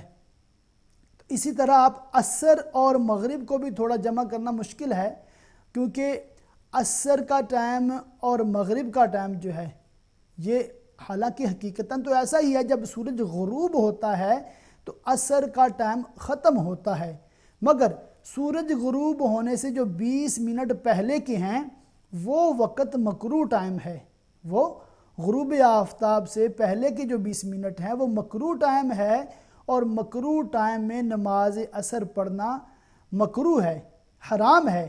مگر اگر کوئی ایسی سچویشن ہو جائے کہ آپ سفر کی وجہ سے یا آپ بھول گئے ہیں نماز عصر کے بارے میں اور یا آپ سوئے ہوئے تھے، اب آنکھ کھلی ہے اور آپ نے نوٹ کیا تو بھی 20 منٹ رہ گئے ہیں، تو حکم یہ ہے کہ اب بھی نماز پڑھ لیں. اگر جان بوجھ کر تاخیر کی تو گناہگار ہوئے، مگر سوئے ہوئے تھے یاد نہیں رہا یا بھول گئے تھے یاد نہیں رہا تو گناہ نہیں ہے. اب آپ نماز پڑھتے ہیں، اگر آپ نماز پڑھتے ہیں تو نماز پڑھنے سے نماز آپ کی ادا ہوگی کیونکہ سیٹ سے پہلے آپ نے عصر ادا کی ہے. تو یہ چند باتیں میں نے عرض کی. مزید آپ نماز کے احکام وغیرہ اس نام سے کتابیں مل جاتی ہیں مارکیٹ سے، وہ حاصل کریں، ان سے انشاءاللہ آپ زیادہ مسائل سیکھیں گے. ایک بھائی کے سوال کا جواب عرض کر رہا تھا کہ اگر کوئی ایسی مجبوری ہو جائے تو نمازوں کو جمع اس طرح کیا جا سکتا ہے کہ جو بگننگ ٹائم ہوتا ہے نیکسٹ نماز کا اس کے پہلے اگر وہ پہلے ظہر کی نماز مثلا 3:20 پر اگر عصر کا شروع ہو رہا ہے تو 3:20 سے پہلے اگر آپ نے ظہر پڑھ لی تو ظہر ادا ہے، قضا نہیں ہے، اور بگننگ ٹائم میں پھر آپ عصر نماز ادا کر لیں تو اس طرح کیا جا سکتا ہے، اور اس طرح آپ نمازیں اکٹھی کر سکتی ہیں. اور اس طرح اکٹھی نہیں کر سکتے کہ ابھی عصر کا ٹائم شروع ہی نہیں ہوا اور آپ ایڈوانس میں پڑھ لیں تو اس طرح نماز نہیں ہوگی. اور اگر ایسا کیا کہ عصر کا ٹائم شروع ہو گیا بعد میں ظہر آپ نے پڑھی تو یہ قضا ہو جائے گی آپ کی نماز. قضا کو بعد میں ادا کرنا تو واجب ہے مگر جان بوجھ کر نماز کو قضا کر دینا یہ بہت بڑا گناہ ہے. اللہ تعالی ہمیں نمازیں وقت پر ادا کرنے کی توفیق عطا فرمائے. تو ایک بھائی نے جو سوال کیا تھا وہ یہ فرما رہے تھے کہ اگر بیوی کو طلاق ہو جائے تو کیا جائیداد میں سے اس کو پھر حصہ ملتا ہے یا نہیں ملتا؟ اب دیکھیں مسئلہ یہ ہے کہ اگر عورت کو طلاق ہو گئی اور شوہر جی ایک اور کالر ہے. السلام علیکم. السلام علیکم. جی وعلیکم السلام. مولانا صاحب میں نے ایک آپ سے سوال پوچھنا ہے. جی یہ آپ کا والیوم بہت کم آ رہا ہے، آواز نہیں صحیح طریقے سے آ رہی. جی آپ کی آواز لاؤڈ اینڈ کلیئر ہے، آپ بات کریں. اچھا میں یہ پوچھنا چاہ رہی ہوں، ہم تو ماشاءاللہ سنی جماعت سے تعلق رکھتے ہیں، تو یہ میں آپ سے مسئلہ ایک پوچھنا چاہ رہی ہوں کہ یہ جو وہابی ہوتے ہیں ان کے ساتھ رشتہ داری ہو سکتی ہے سنیوں کی اور وہابیوں کی؟ جی میں عرض کرتا ہوں. اور کوئی سوال؟ اچھا اور کوئی اس کا ہے نا کہ کئی فرقے نا وہابیوں کے، اگر کوئی ہے کون سا فرقہ اگر ہو سکتی ہے تو کون سے فرقے سے ہو سکتی ہے؟ اگر نہیں ہو سکتی تو پلیز یہ بھی واضح کر دیں کہ نہیں ہو سکتی. مہربانی ہوگی آپ کی. اس کے علاوہ کوئی سوال ہے؟ نہیں کوئی نہیں ہے اور نہیں ہے. جی ٹھیک ہے میں عرض کرتا ہوں. ٹھیک ہے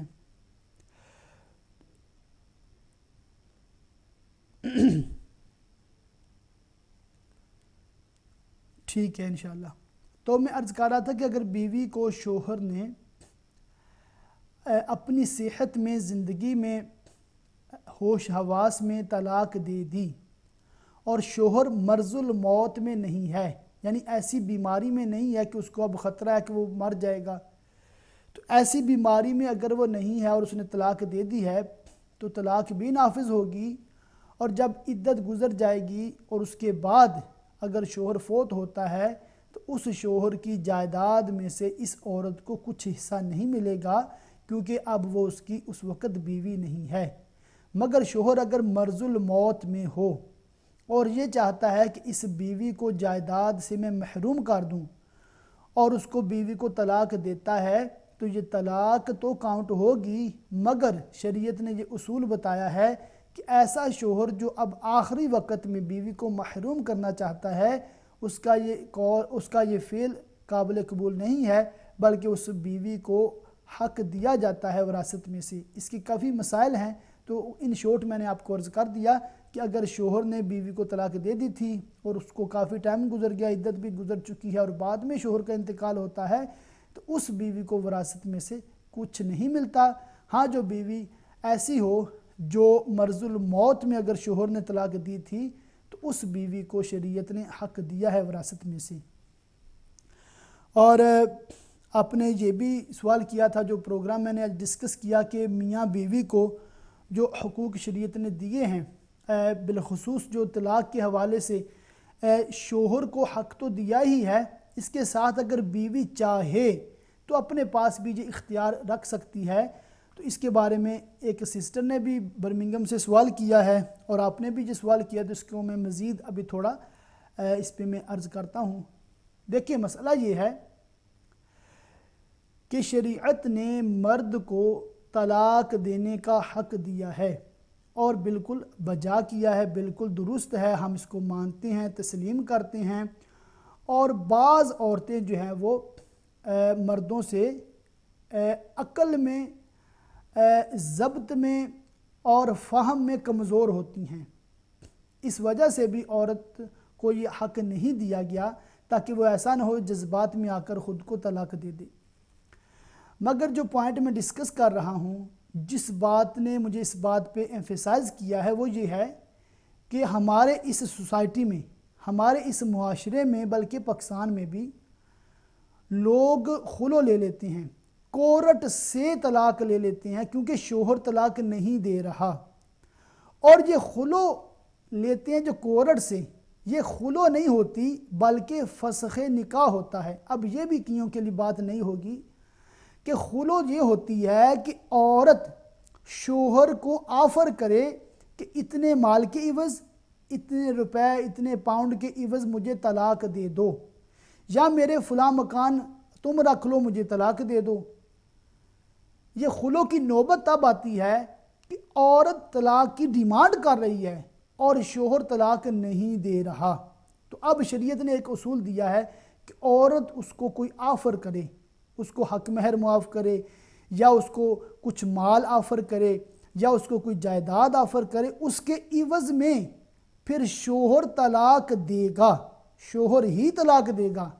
تو جو یہ پوائنٹ میں ڈسکس کر رہا ہوں کہ طلاق ویسے دی جائے یا خلو کے دوران دی جائے تو شوہر ہی طلاق دے گا، تب عورت نکاح سے نکلتی ہے۔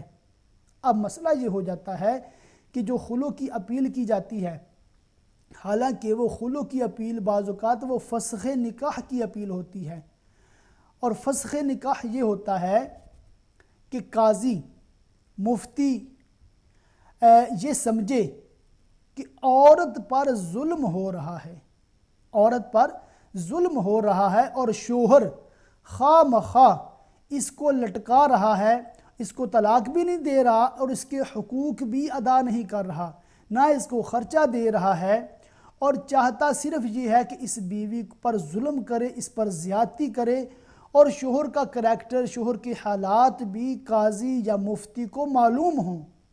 اور یہ جو فسخ نکاح کا ہوتا ہے مسئلہ، اس میں بہت کمپلیکیشن ہے، بہت زیادہ اس میں اختلافات ہیں، اور اس میں جو بہت محتاط علماء کرام ہیں، وہ موجودہ جو کورٹ فسخ نکاح کی سٹیٹمنٹ جاری کرتی ہے کہ شوہر کو خبر نہیں ہے، شوہر سے کورٹ نے کوئی کنٹیکٹ نہیں کیا، شوہر سے کوئی سٹیٹمنٹ نہیں لی ہے، شوہر سے پوچھا تک نہیں ہے کہ تم بیوی کو کیوں ظلم کر رہے ہو یا نہیں کر رہے۔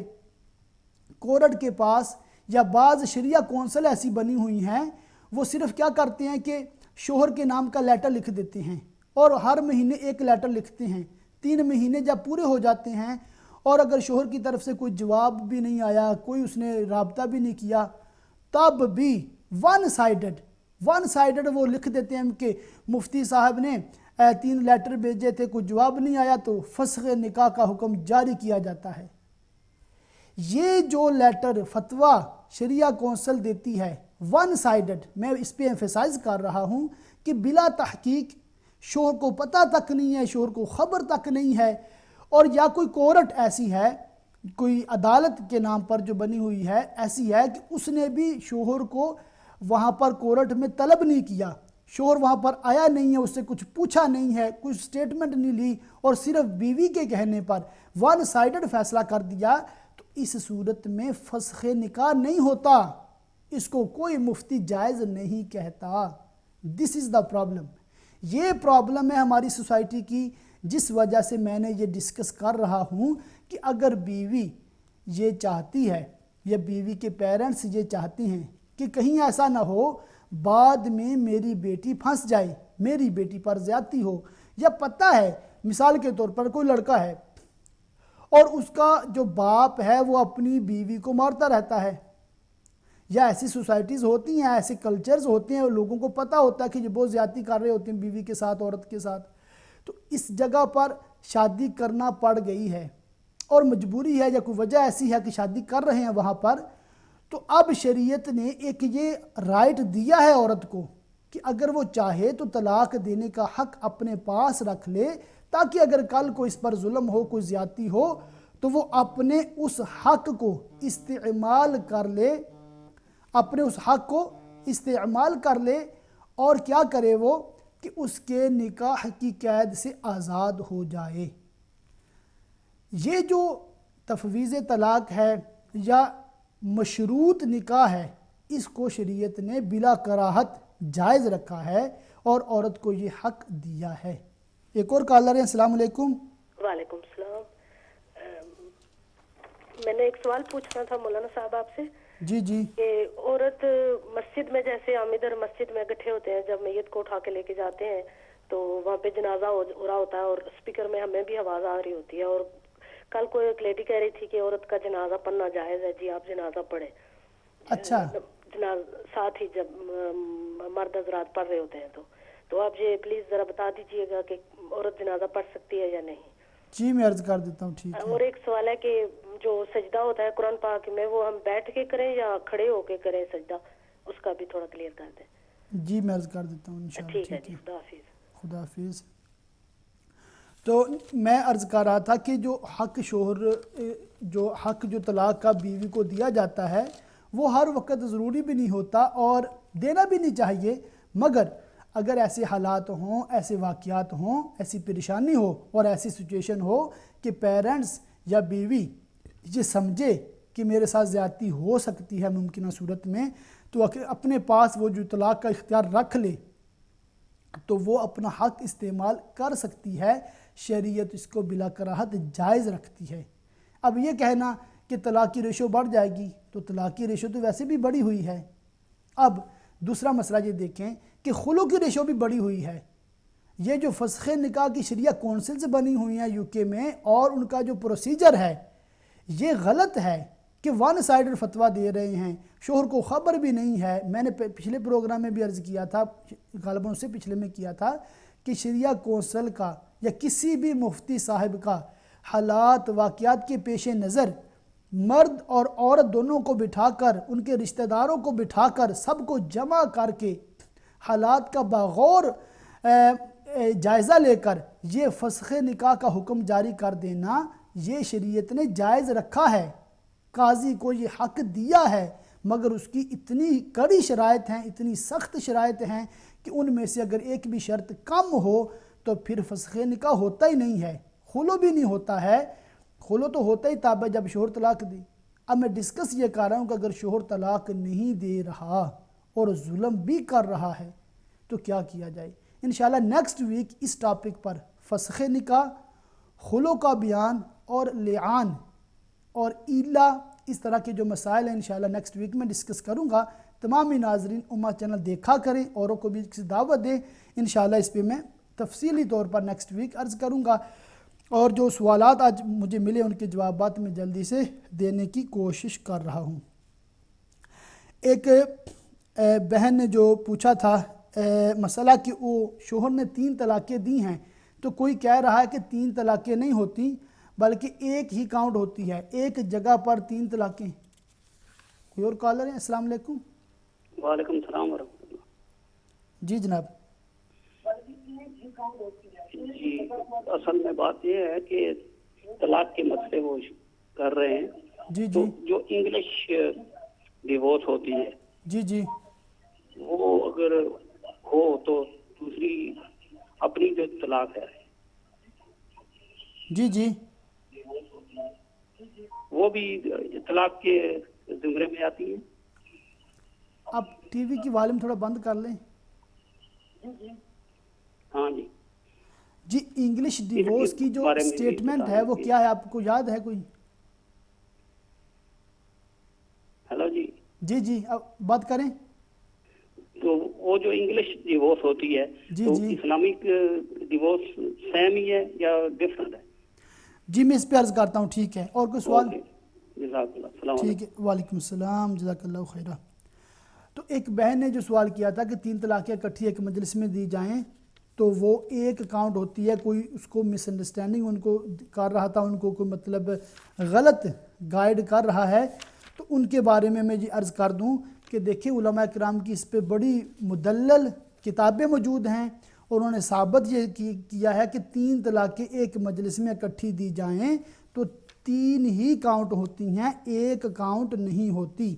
اب یہ جو بات میں عرض کرنے لگا ہوں یہ آپ کو میں مسلم شریف سے، حدیث پاک کی بہت مشہور کتاب ہے، مسلم شریف ہے، کتاب الطلاق ہے، اس کی حدیث پاک میں آپ کو عرض کرتا ہوں، وہ حضرت سیدنا ابن عباس رضی اللہ تعالیٰ عنہما سے ہے، اور اس کو حدیث پاک کو ابا صحبہ انہوں نے جو روایت کیا ہے ان کے بارے میں یہ حدیث پاک ہے، وہ اس طرح ہے کہ عن ابن عباس قال کان الطلاق علی عہد رسول اللہ صلی اللہ علیہ وسلم و ابی بکر و ثنتین من خلافتی عمر طلاق الثلاث واحدہ۔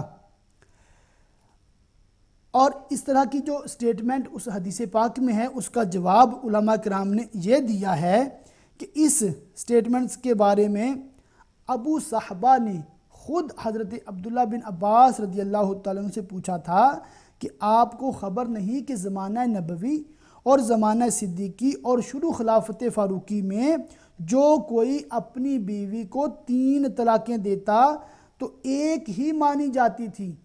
تو عبداللہ بن عباس نے فرمایا ہاں، جو غیر مدخول بیہا عورت کو 3 طلاقیں دیتا تھا تو وہ ایک پڑتی تھی۔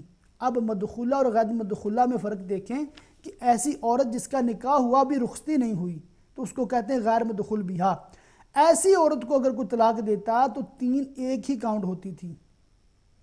مثلا کہتا طلاق طلاق طلاق تو ایک ہی کاؤنٹ ہوتی تھی، کیونکہ پہلی ایک طلاق سے ہی عورت بائنہ ہو جاتی ہے کیونکہ غیر مدخولہ ہے۔ مگر اگر کوئی 3 طلاقیں اپنی مدخولہ عورت کو دیتا ہے تو وہ 3 ہی کاؤنٹ ہوتی تھی۔ اس کے بارے میں بھی حدیث رکانہ بڑی مشہور و معروف حدیث پاک ہے، جس کو روایت کرنے والے کون ہیں؟ حضرت عبداللہ بن علی بن یزید بن رکانہ نے اپنے دادا رکانہ سے خود روایت کیا ہے، اور اس حدیث پاک کو ابو داؤد نے، بہقی نے، ان نے اپنی کتابوں میں لکھا۔ ابو داؤد شریف کی کتاب دیکھیں، صحاح ستہ میں کتنی معتبر کتاب ہے، اس میں یہ حدیث پاک ہے۔ حدیث میں کیا ہے کہ انہوں نے اپنے دادا رکانہ سے روایت کیا کہ انہوں نے اپنی بیوی کو طلاق بتہ دی تھی، طلاق بتہ دی تھی، لہٰذا حضور صلی اللہ علیہ وسلم نے ان کی بیوی کو ان کی طرف واپس کر دیا۔ یہ حدیث دیگر حدیث سے صحیح ہے، کیونکہ اس کا بیٹا اور اس کے گھر والے اس کے حالات سے بامقابلہ غیروں کے زیادہ واقف ہیں۔ رکانہ کے پوتے تو فرماتے ہیں کہ میرے دادا نے میری دادی کو طلاق بتہ دی تھی، اور دیگر حضرات فرماتے ہیں کہ طلاقیں 3 دی تھیں۔ تو لا محالہ پوتے کی روایت ہے وہ زیادہ معتبر ہوگی۔ اور طلاق بتہ کے بارے میں اس روایت کے بارے میں یہ بھی آتا ہے کہ پھر پیارے آقا صلی اللہ علیہ وسلم نے اس سے پوچھا تھا کہ طلاق بتہ سے تم نے کیا نیت کی تھی؟ اس نے عرض کیا کہ میں نے طلاق بتہ سے ایک طلاق کی نیت کی تھی، اور اس صحابی نے پھر قسم بھی کھائی تھی کہ میں نے 3 طلاقوں کی نیت نہیں کی تھی، ایک کی نیت کی تھی، تو اس وجہ سے 3 طلاقیں ایک کاؤنٹ ہوئی تھیں۔ مگر اس کے بارے میں مزید شروحات احادیث مبارکہ موجود ہیں، میں نے جسے پہلے عرض کیا، اس کے بارے میں بہت مدلل کتابیں علماء اہل سنت کی موجود ہیں، اور اس میں بڑے زبردست دلائل دیے ہیں کہ 3 طلاقیں ایک مجلس میں دینے سے 3 ہی کاؤنٹ ہوتی ہیں۔ تو پیاری بہن، اگر آپ کو یا آپ کی کسی دوست کو کسی کو طلاق ایسے ہو گئی ہے تو اس میں آپ کو شریعت کا حکم ماننا چاہیے، اور یہ جان لیں کہ اگر کسی کو 3 طلاقیں ہو گئی ہیں تو اب وہ میاں بیوی نہیں ہیں، ان کو علیحدہ ہونا چاہیے۔ اور بہت افضل، بہت اچھا طریقہ یہ ہے کہ مفتی صاحب کے پاس دونوں جائیں، رشتہ دار بھی ساتھ ہوں، مفتی صاحب ریٹن پھر آپ کو سارا پروسیجر سمجھا دیں گے کہ عدت کیسے گزارنی ہے اور عدت کے بعد کے کیا معاملات ہیں۔ اگر میاں بیوی دونوں اکٹھا ہونا چاہتے ہیں دوبارہ تو اس کا کیا پروسیجر ہے۔ تو ایک بھائی نے خلو اور فسخ نکاح کے بارے میں پوچھا، تو انشاءاللہ نیکسٹ ویک اس پر میں تفصیلی بات کروں گا، اور ضمناً میں نے چند باتیں تو عرض کر ہی دی ہیں کہ خلو تو تب ہی ہوتی ہے کہ جب شوہر طلاق دے اور مال کے عوض دے، اور فسخ نکاح تب ہوتا ہے کہ شوہر طلاق نہیں دے رہا اور عورت پر بہت ظلم کر رہا ہے۔ اس کی کئی شرائط ہیں، جب وہ ساری شرائط پائی جائیں تو شریعت نے یہ حق قاضی کو دیا ہے، مفتی کو دیا ہے کہ وہ واقعات حالات کی جائزہ لے کر وہ فیصلہ کر سکتا ہے۔ مگر اس میں تمام لوگ یاد رکھیں کہ جو بھی مفتی یا کوئی شریعہ کونسل والے ون سائیڈڈ فیصلہ کرتے ہیں، شوہر کو خبر بھی نہیں ہوتی، شوہر کو رپلائی نہیں کر رہا ہوتا، تو پھر وہ فسخ نکاح ایسی شریعہ کونسل یا ایسی کورٹ نہیں کر سکتی۔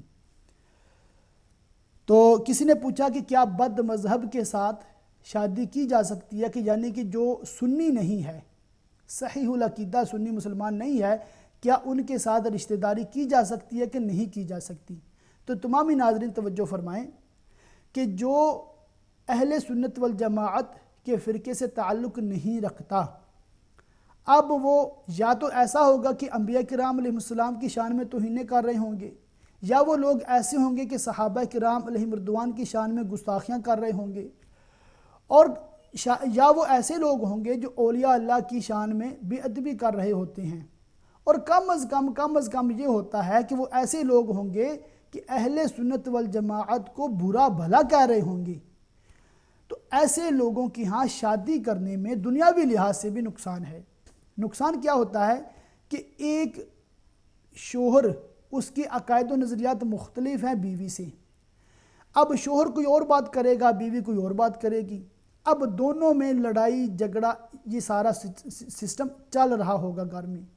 یا تو ایسا ہوگا کہ دونوں اپنے عقائد پر قائم رہیں گے اور ہمیشہ لڑتے جھگڑتے رہیں گے، یا ایسا ہو جائے گا کہ ایک غالب آ جائے گا، دوسرا مغلوب ہو کر اس کے عقائد و نظریات کو اختیار کر لے گا۔ مثال کے طور پر اپنے بیٹی کسی ایسے شخص کو دی ہے جس کا اہل سنت والجماعت کے ساتھ تعلق نہیں ہے، تو اب کیا ہوگا؟ اب اس بد مذہب کے نکاح میں جانے کی وجہ سے اللہ نہ کرے ایسا ہو سکتا ہے کہ آپ کی بیٹی بھی بد مذہب بن جائے۔ تو اس لیے شریعت مطہرہ نے اس چیز کی اجازت نہیں دی ہے کہ کوئی صحیح العقیدہ مسلمان کسی بد مذہب کو اپنی بیٹی دے یا اپنے بیٹے کی ان کے ہاں شادی کرے۔ اس سے ہمیں بچنا چاہیے، اور اسی میں عافیت ہے، کیونکہ بد مذہب جو ہوتے ہیں ان کی صحبت بڑی خطرناک ہوتی ہے، اس میں کئی مسائل ہوتے ہیں۔ اور اگر کوئی ایسا ہو کہ وہ کافر ہے، مسلمان ہی نہیں ہے، تو پھر تو بالکل اجازت نہیں ہے، نہ بیٹے کو ان کے ہاں شادی کر سکتے ہیں، نہ بیٹی کی کر سکتے ہیں۔ ہاں اہل کتاب جو عیسائی یا یہودی ہوں، جو اصل عیسائی جو یہودی ہوں، جو کہ فی زمانہ ڈھونڈنا بھی بڑا مشکل ہوتا ہے۔ اور پھر ایک اور مسئلہ ہوتا ہے کہ بعض عیسائی عورتوں سے شادی جائز تو ہے، مگر جو شریعت کی اگر سمجھا جائے، اس کی شرائط کو سمجھا جائے، تو اس میں ایک یہ بھی بات ہے کہ جو فی زمانہ عیسائی لوگ ہیں ان میں شراب، ان میں زنا، ان میں بدکاری، ان میں فحاشی، کئی طرح کے عیوب پائے جاتے ہیں۔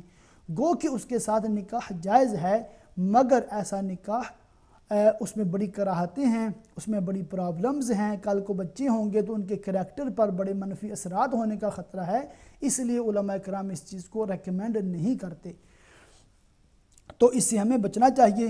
آخر میں ایک بھائی نے پوچھا کہ کیا انگلش ڈیورس وہ بھی اسلامی لحاظ سے ڈیورس کاؤنٹ ہوگی؟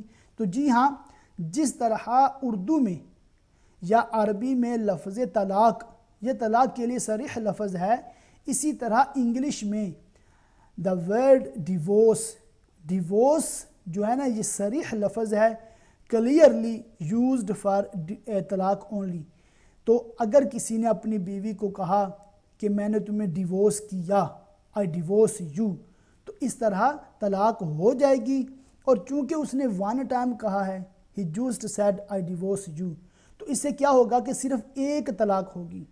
یا کس نے اردو میں کہا ہے کہ میں تمہیں ایک طلاق دیتا ہوں، یہ صرف کہا میں تمہیں طلاق دیتا ہوں، تو ان دونوں میں صرف ایک طلاق کاؤنٹ ہوگی۔ اور یہ طلاق ہے طلاق رجعی، اس کا مسئلہ یہ ہوتا ہے کہ شوہر عدت کے دوران، جو کہ کم و بیش 3 مہینے کا دورانیہ ہوتا ہے، اس میں شوہر جو ہے وہ عورت سے دوبارہ رجوع کر سکتا ہے۔ ہی جسٹ ہیو ٹو سے میں رجوع کرتا ہوں، رجوع ہو جائے گا، دوبارہ وہ میاں بیوی کی طرح رہیں گے، کیونکہ ایک طلاق دی تھی، چاہے انگلش میں دی تھی چاہے اردو میں دی تھی۔ تو اس سے کیا فائدہ ہوگا کہ وہ دوبارہ ایک ساتھ اکٹھے رہ سکتے ہیں بغیر نکاح کے۔ مگر اگر کسی نے 3 طلاقیں دی تھیں، اردو میں دیں یا انگلش میں دیں، تو پھر وہ دوبارہ اکٹھے نہیں ہو سکتے، اس کی کافی کمپلیکیشنز ہیں۔ یہ ٹاپک آج میں نے جو ڈسکس کیا ہے تفویض طلاق کا، اس کے بارے میں کوئی اور مزید سوالات ہوں تو انشاءاللہ نیکسٹ ویک آپ پوچھ سکتے ہیں، اور مزید انشاءاللہ نیکسٹ ویک طلاق کو معلق کرنا، خلو اور فسخ نکاح، اس پہ انشاءاللہ میں اس کی شرائط بیان کروں گا۔ اللہ تعالی ہم سب کو علم دین حاصل کرنے، اس پر عمل کرنے اور دوسروں کو سکھانے کی توفیق عطا فرمائے۔ امہ چینل کے مالکان، اس کی انتظامیہ اور جتنے بھی ناظرین تعاون کرتے ہیں، اللہ تعالیٰ کے تمام کے تعاون کو اپنی بارگاہ میں قبول فرما کر اجر عظیم عطا فرمائے۔ آمین بجاہ النبی الامین وصلی اللہ تعالی علیہ وآلہ وسلم۔